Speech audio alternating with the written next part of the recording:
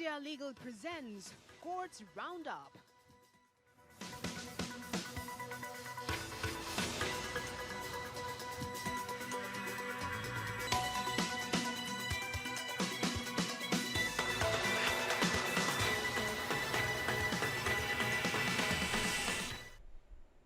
नमस्कार, स्वागत है आप सभी का। आप देख रहे हैं कोर्ट्स राउंड अप। मैं हूं आपके साथ कुमार कृणाल धीरज। इस बुलेटिन में अगले आधे घंटे तक हम आपको कोर्ट से जुड़ी तमाम छोटी बड़ी खबरों से अप टू डेट करवाएंगे। हाई कोर्ट से लेकर लोअर कोर्ट और सुप्रीम कोर्ट तक के कार्रवाई को आपके सामने रखेंगे।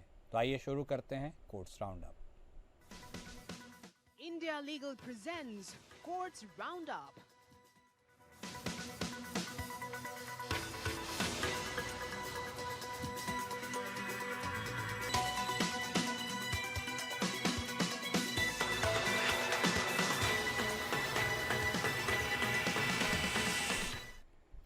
सुप्रीम कोर्ट ने लखीमपुर खीरी हिंसा मामले में गवाहों को धमकाने के आरोपों में पूर्व केंद्रीय मंत्री अजय मिश्रा के बेटे आशीष मिश्रा को जमानत देने के आदेश को वापस लेने से इनकार कर दिया।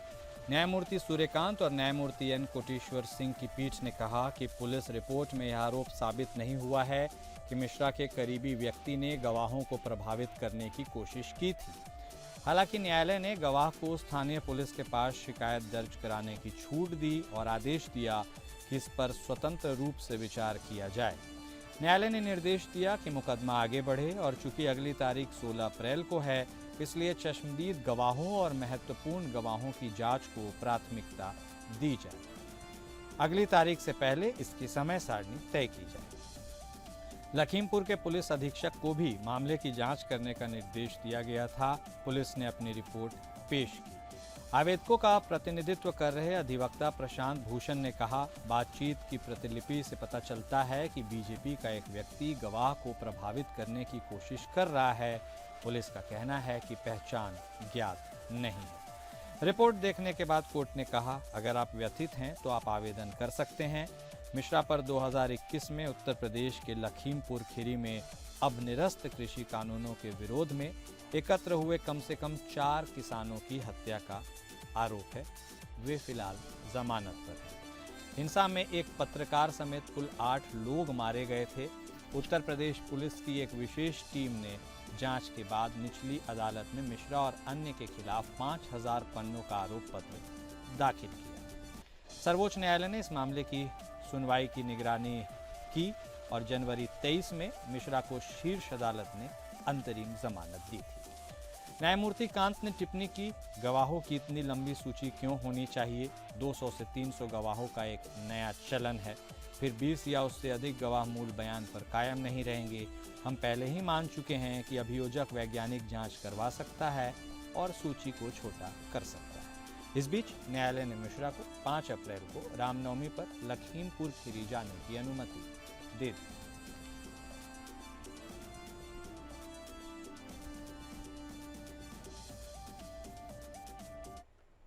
सुप्रीम कोर्ट को सूचित किया गया कि असम के मटिया ट्रांसिट कैंप में हिरासत में लिए गए 63 बांग्लादेशी नागरिकों में से 13 को वापस भेज दिया गया है। जस्टिस अभय ओका और जस्टिस उज्ज्वल भुइयां की पीठ ने असम में विदेशियों की हिरासत और निर्वासन से संबंधित एक मामले में असम के हलफनामे से यह बयान दर्ज किया। न्यायालय ने अपने आदेश में दर्ज किया कि यह बताया गया है कि अनुलग्नक बी में दिए गए दस्तावेज के आधार पर 4 फरवरी 2025 के हमारे आदेश में संदर्भित सूची में से 13 बांग्लादेशी नागरिकों को बांग्लादेश वापस भेज दिया गया है। असम सरकार द्वारा दायर हलफनामे में एक चार्ट शामिल था जिसमें दिखाया गया था कि ज्यादातर मामलों में राष्ट्रीयता स्थिति सत्यापन फॉर्म 14 फरवरी 25 को विदेश मंत्रालय को भेजे गए थे। उसी दिन अनुस्मारक जारी किए गए थे। न्यायालय ने असम सरकार को 30 अप्रैल 2025 तक एक और हलफनामा दाखिल करने का निर्देश दिया जिसमें एनएसवी की स्थिति और किसी भी अन्य निर्वासन का विवरण दिया गया हो। मामले की अगली सुनवाई 6 मई 2025 को होगी। राज्य के स्पष्टीकरण पर असंतोष व्यक्त करते हुए हिरासत में लिए गए लोगों के विदेशी पते उपलब्ध नहीं थे। जस्टिस ओका ने टिप्पणी की कि राज्य ऐसे व्यक्तियों को संबंधित देश की राजधानी में निर्वासित कर सकता है।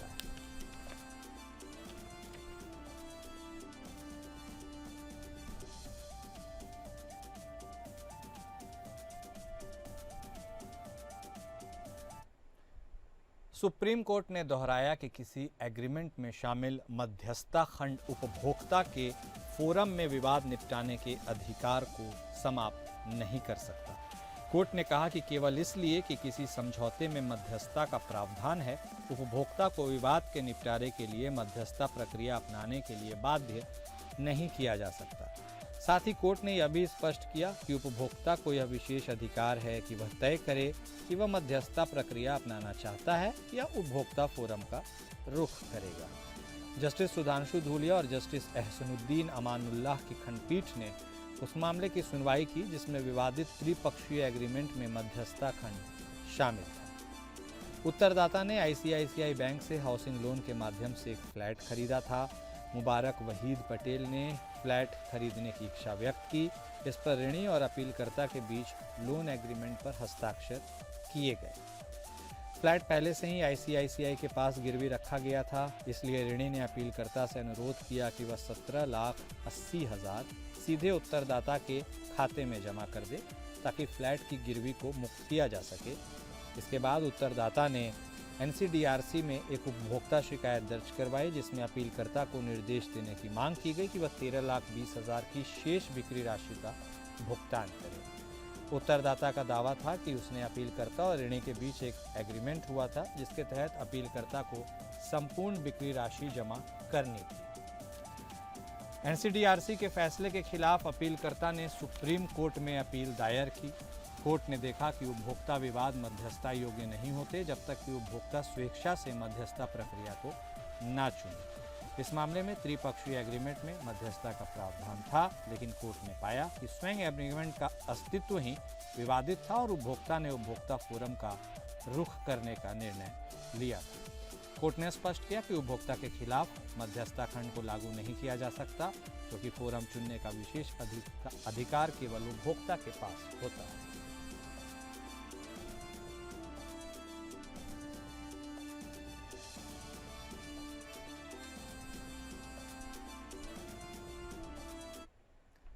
कर्नाटक के जजों और मंत्रियों को हनी ट्रैप में फंसाने के आरोपों पर सुप्रीम कोर्ट में जनहित याचिका दायर की। यह मामला प्रधान न्यायाधीश संजीव खन्ना के समक्ष उठाया गया, जिन्होंने कहा कि इसे मंगलवार को सूचीबद्ध किया जाएगा। आरोप है कि इस चर्चित हनी ट्रैप मामले में विधायक, नेता और जज के नाम भी शामिल हैं। गुरुवार को विधानसभा की बैठक के दौरान सहकारिता मंत्री KN राजन्ना ने दावा किया कि कम से कम 48 विधायकों को हनी ट्रैप में फंसाया गया। उन्होंने कहा कि यह नेटवर्क पूरे देश में फैला हुआ है, कई केंद्रीय मंत्री भी फंस गए हैं। शिव कुमार ने कहा कि कांग्रेस की कर्नाटक यूनिट के प्रमुख के तौर पर उन्होंने राजन्ना से बात की है और उनसे शिकायत दर्ज कराने को कहा है। राजन्ना ने दावा किया कि इन लोगों के आपत्तिजनक वीडियो प्रसारित किए जा रहे हैं ताकि उन्हें बदनाम किया जा सके और राजनीतिक लाभ उठाया जा सके। हनी ट्रैप शब्द का उपयोग उन स्थितियों के लिए किया जाता है जहां किसी व्यक्ति को यौन या भावनात्मक संबंधों के जरिए फंसाकर उससे जानकारी हासिल की जाती है या दबाव बनाया जाता है। उप मुख्यमंत्री DK शिव कुमार ने भी इस मामले में गहराई से जांच कराने की मांग का समर्थन किया है। राजन्ना ने मांग की है कि इन घटनाओं के पीछे मौजूद लोगों की पहचान की जाए। कर्नाटक को CD और पेन ड्राइव की फैक्ट्री करार देते हुए कहा कि वे जल्द ही गृह मंत्री को औपचारिक शिकायत सौंपेंगे।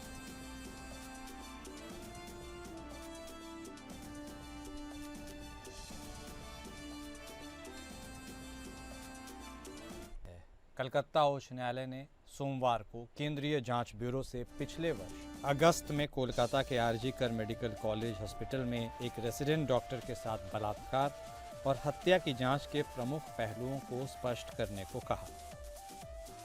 न्यायमूर्ति तीर्थंकर घोष ने अगली सुनवाई की तारीख पर CBI से कुछ सवालों के जवाब देने को कहा।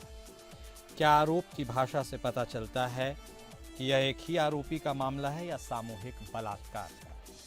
क्या CBI ने कभी भारतीय न्याय संहिता की धारा 70 को लागू करने पर विचार किया, खासकर अगर कोई संदिग्ध शामिल थे?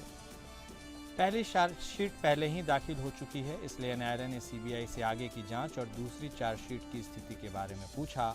हालांकि इसने यह स्पष्ट कर दिया कि यह केवल केस डायरी पर ही विचार करेगा, औपचारिक रिपोर्ट पर नहीं। कलकत्ता उच्च न्यायालय ने पिछले साल अगस्त में सीबीआई को मामले की प्राथमिकता के आधार पर जांच करने का निर्देश दिया था। 31 वर्षीय जूनियर डॉक्टर आरजी कर मेडिकल कॉलेज और अस्पताल में मृत पाई गई थी, जिससे पूरे देश में आक्रोश फैल गया था। कलकत्ता उच्च न्यायालय ने 23 अगस्त को एजेंसी को आरजी कर मेडिकल कॉलेज में बलात्कार के मामले में कथित वित्तीय अनियमितताओं और महत्वपूर्ण सबूतों के दुरुपयोग की जांच करने का आदेश दिया था। कोलकाता की एक अदालत ने घोष को, जो 2 सितंबर को सीबीआई के द्वारा गिरफ्तार किया गया था, उन्हें 13 दिसंबर 2024 को जमानत दे दी, क्योंकि सीबीआई निर्धारित 90 दिनों की अवधि के भीतर आरोप पत्र दाखिल नहीं कर सकी। इस साल जनवरी में ट्रायल कोर्ट ने 57 दिनों तक चली इन कैमरा सुनवाई के बाद मुख्य आरोपी संजय रॉय को बलात्कार और हत्या के आरोप में दोषी ठहराया और सजा सुनाई। इस साल फरवरी में उच्च न्यायालय ने रॉय के लिए मृत्यु दंड की मांग करने वाली राज्य सरकार की अपील को खारिज कर दिया। न्यायमूर्ति देबांशु बसाक और न्यायमूर्ति शब्बर राशिद की पीठ ने राज्य को ऐसी अपील दायर करने की अनुमति देने से इनकार कर दिया, क्योंकि सीबीआई ही थी जिसने मामले की जांच की थी और अभियोजन चलाया था। इस प्रकार इसने सीबीआई को उसी सजा के लिए अपील दायर करने की अनुमति दी।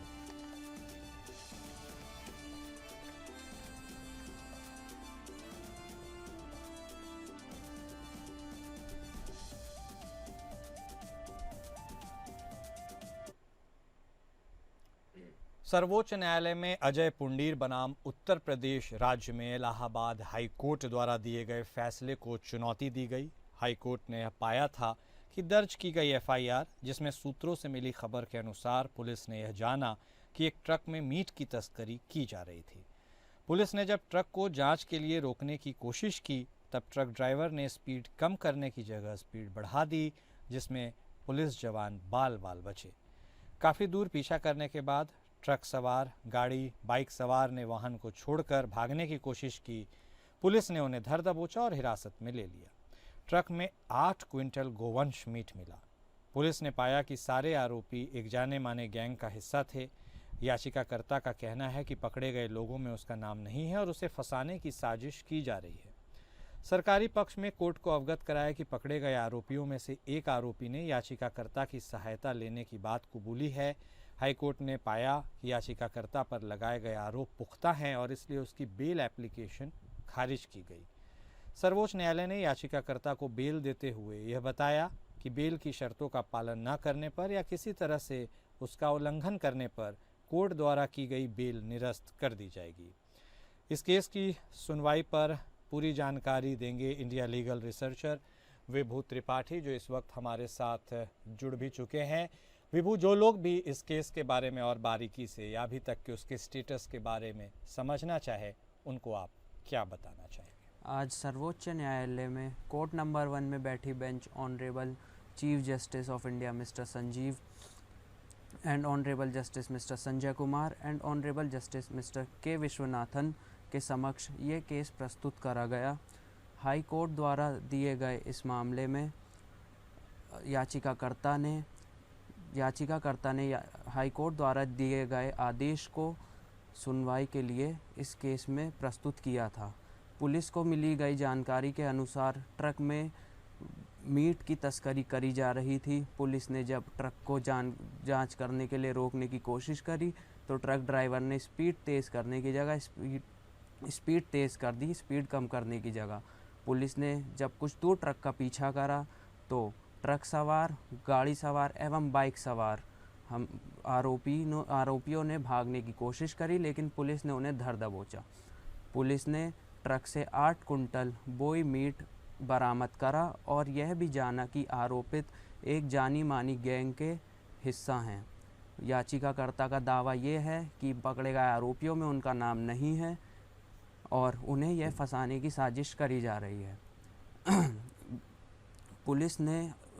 पुलिस ने इलाहाबाद हाई कोर्ट के सामने यह रखा कि याचिकाकर्ता के खिलाफ सारे सबूत पुख्ता हैं और वह भी इस चीज़ का हिस्सा हैं, और एक आरोपित ने यह भी कबूला है कि याचिकाकर्ता ने उनकी मदद करी थी और याचिकाकर्ता पहले भी बोए मीट के तस्कर थे।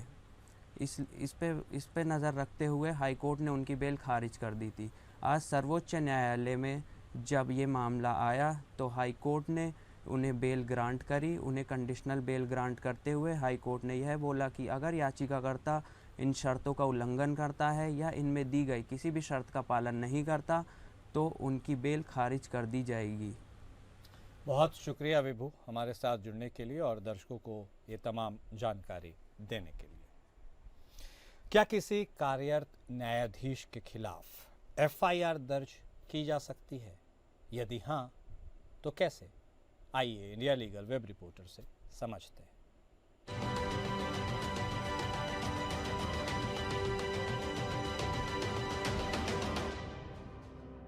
क्या किसी सिटिंग जज के खिलाफ एफआईआर दर्ज की जा सकती है और यदि हाँ तो कैसे? किसी सिटिंग जज के विरुद्ध एफआईआर दर्ज करना जुडिशियल इंडिपेंडेंस के रक्षा के लिए कॉन्स्टिट्यूशनल और प्रोसीजरल सेफगार्ड्स के अधीन है। के Veeraswami versus union of India के लैंडमार्क केस में सुप्रीम कोर्ट ने माना कि सीजीआई के परामर्श से प्रेसिडेंट की पूर्व अनुमति के बिना सुप्रीम कोर्ट या हाई कोर्ट के किसी सिटिंग जज के विरुद्ध एफआईआर दर्ज नहीं किया जा सकता। यह इंश्योर करता है कि जजेस के विरुद्ध ऐसी तुच्छ शिकायतें ना की जाए जो उनके न्यायिक कार्यों में इंटरफियर करती है। लेकिन यदि प्रथम दृष्टि में मिसकंडक्ट या क्रिमिनलिटी का मामला बनता है तो मामले को एक इन हाउस प्रोसीजर के तहत निपटाना जाना चाहिए, जिसकी फाउंडेशन सुप्रीम कोर्ट द्वारा रखी गई है। सबसे पहले किसी सिटिंग जज के खिलाफ किसी भी शिकायत की जांच सीजीआई या संबंधित हाई कोर्ट के चीफ जस्टिस द्वारा की जाती है। इसके बाद सीनियर जजेस की एक इन हाउस कमेटी एक कॉन्फिडेंशियल इंक्वायरी कंडक्ट करती है और एक रिपोर्ट सीजीआई को सौंपी जाती है। यदि गलत काम साबित हो जाता है तो जज को वॉलंटरी रेजिग्नेशन देने की सलाह दी जा सकती है और यदि वो इस्तीफा देने से इनकार करते हैं तो इंडियन कॉन्स्टिट्यूशन के आर्टिकल्स 124(4) और 217(1)(b) के तहत इंपीचमेंट की प्रोसीडिंग्स की जा सकती है। Do follow us for more such legal updates.